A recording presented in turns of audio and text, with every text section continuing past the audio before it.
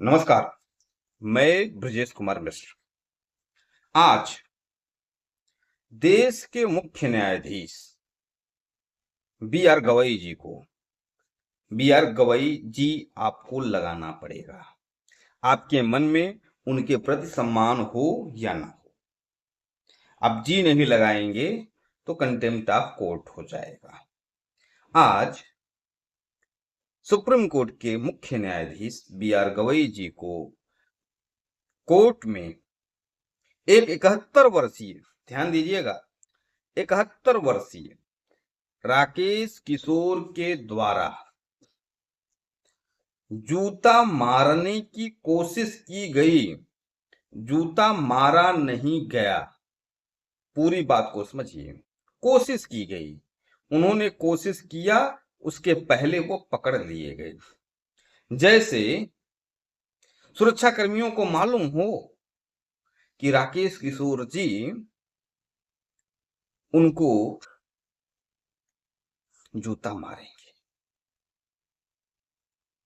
और उन्होंने कहा कि मैंने मुख्य न्यायाधीश को क्यों जूता मारा, जाते हुए मतलब उन्होंने कहा कि सनातन का अपमान नहीं सहेगा हिंदुस्तान, कुछ ऐसा।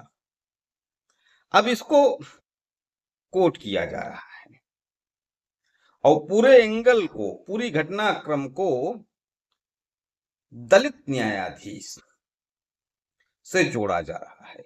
जिस प्रकार से कांग्रेस के प्रवक्ताओं के द्वारा और सोशल मीडिया पर दलित न्यायाधीश बताया जा रहा है, सोचिए कितनी पिछड़ी मानसिकता हमारे देश के राजनीतिक दलों का है। देश के मुख्य न्यायाधीश को दलित बताया जा रहा है। इसलिए अब यह सख्त आवश्यकता पड़ चुकी है कि दलित कौन हो, शूद्रा, इसका डिफिनीशन पहले तय हो कि दलित किसे कहेंगे। क्या मुख्य न्यायाधीश, भारत का मुख्य न्यायाधीश दलित हो सकता है? उसका दलन हो सकता है, उसका शोषण हो सकता है? यह विचार का विषय है। अब यह घटना घटी तो पूरे एंगल को जातिवाद से जोड़ दिया गया कि मनुवादी जो हैं वह एक दलित न्यायाधीश को पचा नहीं पा रहे हैं। इसके पहले भी दलित न्यायाधीश इस देश में रह चुके हैं। बी आर कृष्णा, संभवतः उनका यही नाम है, और उनके ऊपर किसी ने कोई जूता नहीं चलाया। खैर, ये जो घटना घटी है, ये पूरी घटना मुझे स्क्रिप्टेड लग रही है। क्या लग रही है? स्क्रिप्टेड। ये फिक्स मैच लग रहा है। आप कल्पना करिए कि एक 71 वर्षीय एडवोकेट, अधिवक्ता, कोई नवयुवक होता तो कहा जाता कि ये गर्म खून है। 71 वर्षीय अधिवक्ता जूता मारने की कोशिश कर रहा है, जिसको यह भली बात ही मालूम होगा कि कोर्ट में क्या आप मुख्य न्यायाधीश को जूता मार सकते हैं, और कोर्ट में अगर आप मुख्य न्यायाधीश को जूता मारने जाएंगे तो क्या होगा।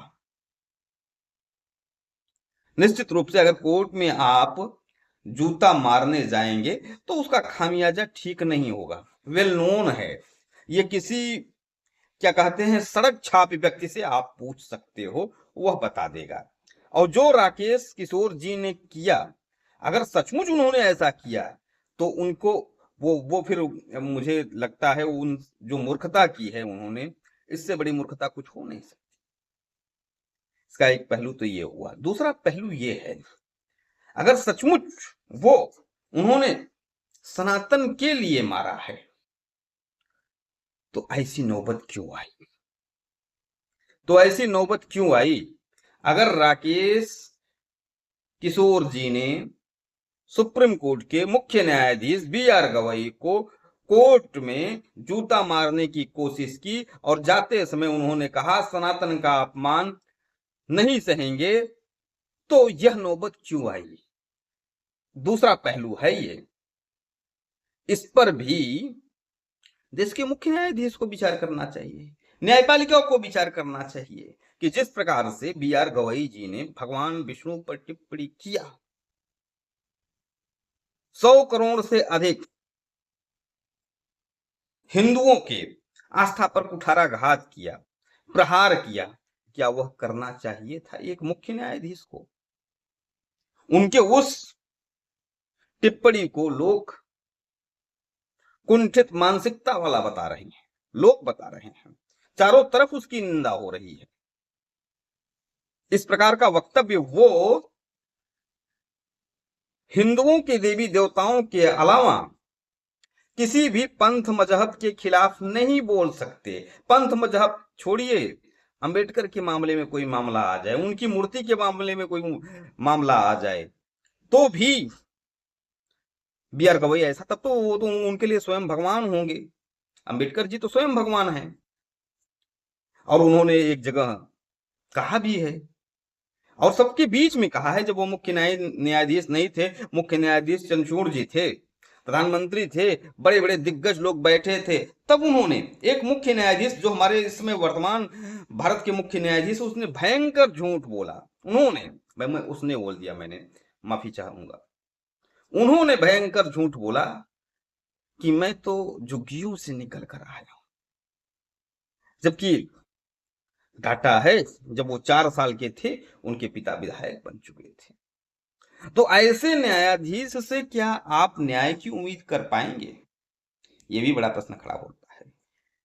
तो अगर राकेश किशोर जी ने सनातन और भगवान विष्णु के अपमान के लिए यह कदम उठाया है, तो यह विषय भी न्यायपालिका के लिए चिंतन करने का विषय है कि आखिर 71 वर्षीय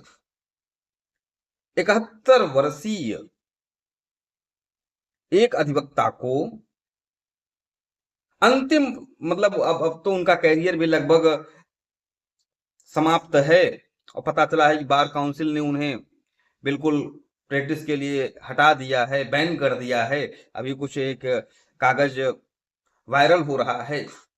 उस समय पर वो जूता मारने की कोशिश करेंगे, यह भी बड़ा सवाल खड़ा होता है। फिलहाल मुझे ये मामला, मैंने 2 पहलू बताए हैं, मुझे जो मैं अपने पहले पक्ष के साथ खड़ा हूं, ये पूरा मामला स्क्रिप्टेड है, ताकि इस देश में दलित कार्ड जो इसमें जबरदस्त खेला जा रहा है वह खेला जा सके। और सोचिए, मुख्य न्यायाधीश भी दलित, कैसे कैसे इस देश में क्या कभी ऐसा दिन आएगा कि कोई दलित खड़ा होकर कहेगा कि नहीं नहीं, मैं दलित नहीं हूं, मैं तो अगड़े की श्रेणी में हूं? मतलब भारत की प्रथम नागरिक भी, उनको भी देश के राजनीतिक दलों के नेता, मैं थोड़ा सा इतर हो रहा हूं, देश के राजनीतिक दलों के नेता उन्हें भी दलित, महादलित न जाने क्या क्या बता देते हैं। यह है वोट बैंक की राजनीति और घटिया राजनीति।